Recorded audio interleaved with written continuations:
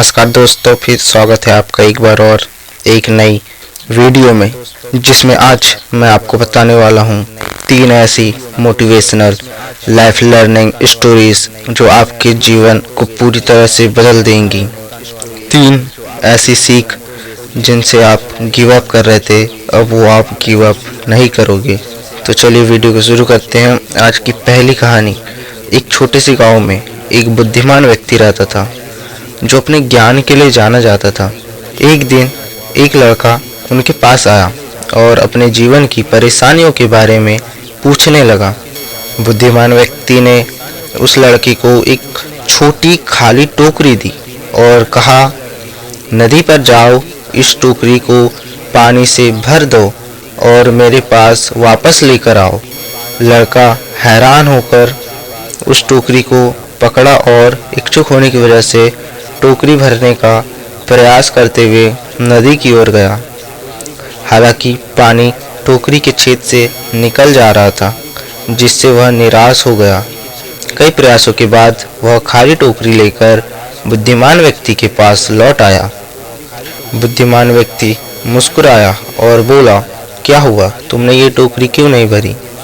वह लड़का बोला, टोकरी में छेद था जिस वजह से पानी नीचे निकल जा रहा था। फिर बुद्धिमान व्यक्ति ने कहा कि क्या तुमने जाते हुए रास्ते में फूलों को देखा? युवक ने कहा कि मैं अपने काम से तंग आ गया था, जिस वजह से मैंने नहीं देखा। बुद्धिमान व्यक्ति ने कहा, जीवन इस टोकरी की तरह है। बुद्धिमान व्यक्ति उस लड़के को समझाते हुए कहता है कि यह जीवन इस टोकरी की तरह है।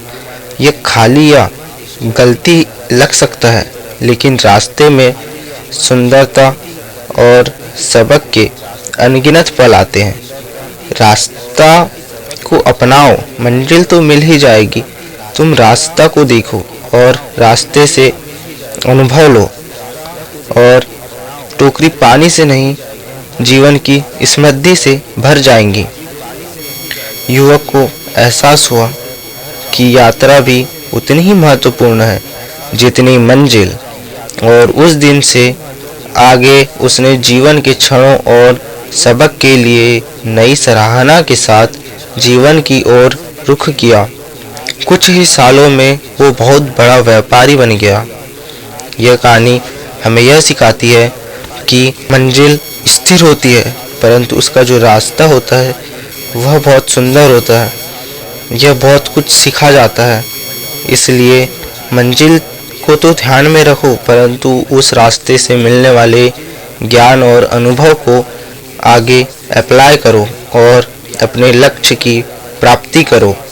कहानी नंबर 2। एक हलचल भरे शहर में माया नाम की एक लड़की कलाकार रहती थी, जो एक उत्कृष्ट चित्रकार बनने का सपना देखती थी, जो दुनिया को प्रेरित करे। ऐसी अस्वीकृतियों और असफलताओं का सामना करने के बावजूद माया दृढ़ रही और वह अभी तक ऐसा चित्र नहीं बना पाई जिससे वह कुछ सीख सके और इस दुनिया को प्रेरित कर सके। परंतु एक दिन एक बुजुर्ग चित्रकार जो बूढ़ा हो चुका था, उसने माया की दृढ़ता को देखा और उससे एक चुनौती दी। उसने एक छोटा A4 साइज पेज दिया और कहा, सबसे सुंदर चित्रित करो जिसकी तुम कल्पना कर सकते हो, लेकिन तुम्हारे पास एक ही अवसर होगा। माया इस अवसर का भार महसूस करते हुए झिझक रही थी, पर वह जोश के साथ पेंटिंग करने लगी। जब उसने वह पेंटिंग पूरी करी तो बुजुर्ग चित्रकार ने कैनवास की जांच की। वह जो कार्य दिया था चित्र बनाने का, उसको चेक करा और मुस्कुराया और उसके बारे में कहा कि माया, तुमने अपनी दृढ़ता का सार पकड़ लिया है। उलझन में माया ने अपनी पेंटिंग को देखा तो माया ने इसमें तूफान के बीच एक अकेला पेड़ खड़ा कर दिखाया था। हालांकि शाखाएं पस्त थी, अस्त व्यस्त थी, फिर भी वे हवा के विरुद्ध मजबूती से टिका रहा और खड़ा रहकर हवा का सामना कर रहा था। बुद्धिमान चित्रकार ने समझाया माया को कि जीवन में तूफान आएंगे, लेकिन इस पेड़ की तरह आपकी ताकत विपरीत परिस्थितियों के खिलाफ खड़े होने में है। आपकी उत्कृष्ट कृति सिर्फ पेंटिंग नहीं है, यह वह लचीलापन है जिससे आपने अपने भीतर खोजा है। माया की यात्रा जारी रही, नए लचीलेपन से प्रेरित होकर यह साबित करते हुए कि कभी कभी सबसे बड़ी कृति वह ताकत होती है जिसे हम जीवन के तूफानों के दौरान अपने भीतर पाते हैं। यह कहानी हमें यह सिखाती है कि परेशानियां कितनी भी बड़ी हो, हमें उसका डटकर सामना करना चाहिए और थोड़ा पैशन रखना चाहिए। जो होगा अंततः अच्छा ही होगा। इसलिए हर परेशानियों से लड़कर सीखना चाहिए। Story number 3। एक शांत गांव में राजू नाम का एक लड़का रहता था जो एक अनोखी क्षमता के साथ पैदा हुआ था। वह किसी भी स्थिति को लाभ में बदल सकता था। लोग उसके आशावाद से हैरान थे, इसलिए उन्होंने उसका परीक्षण करने का निर्णय लिया।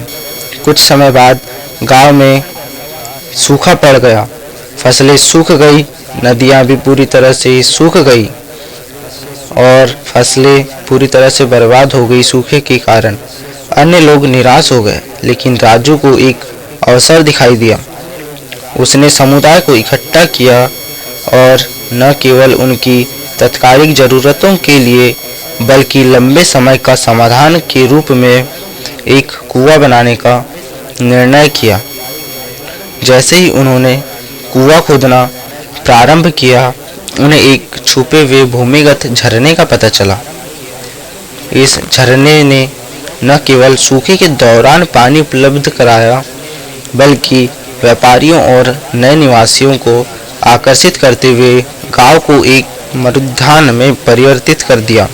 प्रतिकूल परिस्थितियों को लाभ में बदलने की राजू की क्षमता गांव के लिए एक मार्गदर्शक सिद्धांत बन गई। उन्होंने हर चुनौती में विकास के अवसर तलाशे। राजू की विरासत सिर्फ कुआं नहीं थी, वह यह मानसिकता ही थी कि जिसने असफलताओं को बेहतर भविष्य की दिशा में कदमों में बदल दिया।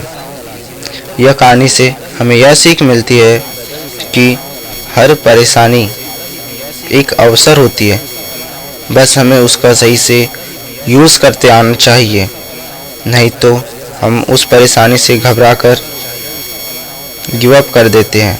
लेकिन अगर आप उस परेशानी को एक अपॉर्चुनिटी की तरह लेते हैं तो आप निखर कर कुछ और ही निकलेंगे, जो आपको कभी गिव अप नहीं करने देंगे।